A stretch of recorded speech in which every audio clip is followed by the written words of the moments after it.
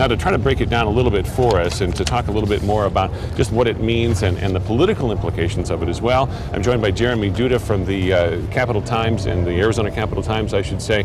First of all, both sides kind of essentially declaring victory here, Jeremy, but nobody really got what they wanted here.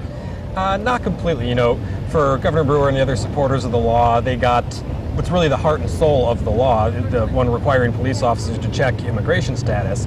But without the other provisions, those were really what gave the state the teeth in enforcing that. So the opponents, such as the Obama administration, the Justice Department, they got to claim victory too, because it's pretty hard to enforce this without those other three provisions that got struck down. And the Obama administration is essentially saying we're not going to play ball no matter what. So even if the state is out there trying to enforce immigration law, it sounds like the Obama administration is saying that's great, but we're just not going to pick up the phone.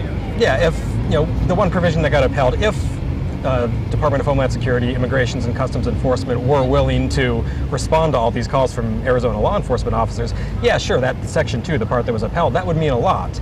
But ICE has said in the past and reiterated today in no uncertain terms that it's not going to respond to a lot of those calls unless the people they're calling about meet their enforcement priorities, which is convicted felons, repeat offenders who've been deported before, or people who recently crossed the border. Otherwise, they're going to tell all these officers, yeah, this person is illegal, but no, we don't want them, so go ahead and cut them loose. Which has been the case heretofore as well. Thanks so much, Jeremy Duda from the Arizona Capital Times. We appreciate your time.